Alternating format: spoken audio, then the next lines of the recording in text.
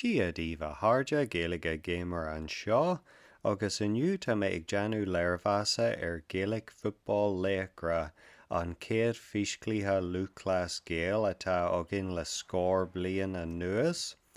Agus tá mé ag iarraidh a bheith jazz don chlíthe seo mar jantar le cólacht bog éireanna agus is even lom clíthe éireanna mar seo a eiceáil. Is áthlumm ará gur clíthe uafasa den codis mó go háirithe nuair atá tú an pharc. Ach tíobh an mhuit den pharc tá cúpla rud maithe ann agus mar sin tosaithe mé an scéal leis an scéal maithe tá ann. An réo chlár ag tús an clíthe tá quick match an mar is graithí clíthe mar seo. Agus thur mé an uail an mó seo hena féin I fís an eile cúpla lá hin. Agus an mó is mó atá an na career mode, agus tá career mode deanta go mbeidh, tá tú ábalta oilinse dheanú na himróirí atá agad idir na cluichí atá siúl, agus tá aithnearán go bra I career mode mar sin. Agus chomh maith le sin an réo chlár tá creator mode, ina bhfuil tú ábalta imróir a dheanú nó forann a dheanú tú hain. Rinn mé hain forann le na furó irí amach na casca an seo, le Seamus Ó Chanéla agus Pádraig McPíris ionsaí nói. Agus bhí mé brasasta leis an mó seo tá aithnearán soilúir agus tá logan amach mai an.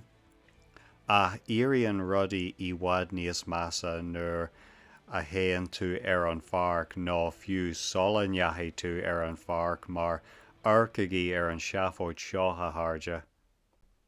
Tá fear gurm nó beirt fear gurm fiú aithin forann sa chlíthe seo a bhí mé ag imirt leo agus céan feadh.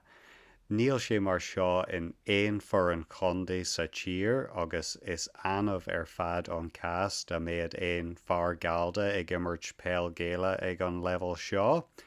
Agus is éifrise fásta mar clíonn tú scéalta go bhfuil cod cólachtaí físclíthe ag fáil airgid ó Blackrock agus a leithéid chun éagsúlaachta gur I físclíthe, is léir nach raibh mór an airgid caite an chlíthe seo, agus mar sin cé atá sibh ag iarraidh a dheanú an seo lads, péal géala atá ann, níl péal Gaeilge atá ann.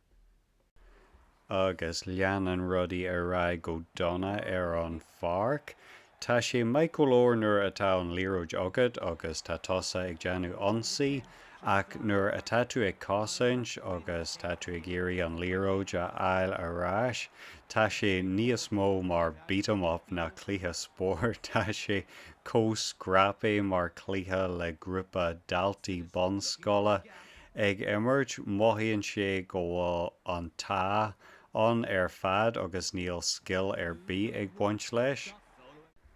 Mar a dúirt mé rio tá rudaí níos fearr nuair atá an líróid agad, ach sin ráite níl an chóras pass atá an deanta go mbeidh idir pass láha nó kick pass, mar níl lock-on nuair atá tú ag deanú pass mar atá an I FIFA nó a leithéid.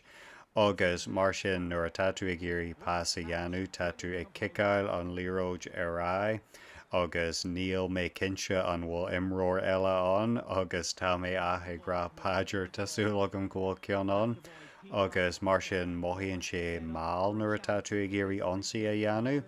Agus an rud ceanna céarna nuair atá siar kick nó set piece eile agad, níl tú ábalta le rá go mbeidh an bhfuil imróir eile an an, agus tá tú ag rá paidir tásúil agam go bhfuil duine an.